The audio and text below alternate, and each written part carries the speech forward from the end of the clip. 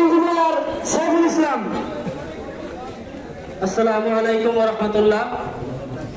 সম্মানিত উপস্থিতি, আপনারা জানেন আজকে এমন একটা দুরবস্থা চলতেছে। আপনারা লক্ষ্য করছেন আজকে ফিলিস্তিনে গাজা কিন্তু হামলা চালাচ্ছে।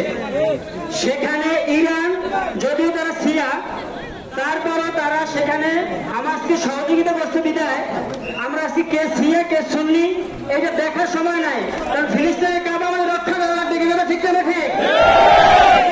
আজকে বাংলাদেশে যে ইসলামের দুর্দিন চলছে, আজকে আমাদের উজিরপুরে আমাদের রাসূল পাক সাল্লাল্লাহু আলাইহি ওয়াসাল্লামকে কটূক্তি করবে আর আমরা বিভেদ বিভাজন করবে।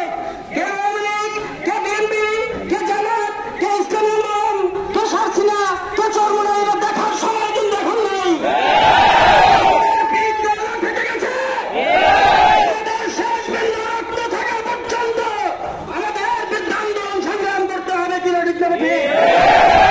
বর্তমান সরকারকে স্মরণ করিয়ে দিয়ে বলতে চাই, আপনার দল নেতা কর্মীরা বিভিন্ন সময় সংসদে বলে আমাদের নেত্রী তিনি কোরআন পড়ে, নামাজ পড়ে, তাহাজ্জুদ পড়ে, এরকম বিভিন্ন আমার কথা আমরা বর্ণনা শুনি, কেন ঠিক না ঠিক? কিন্তু আমরা স্মরণ করিয়ে দিতে চাই আপনাদের এই আমলকে আমরা সাধুবাদ জানাই।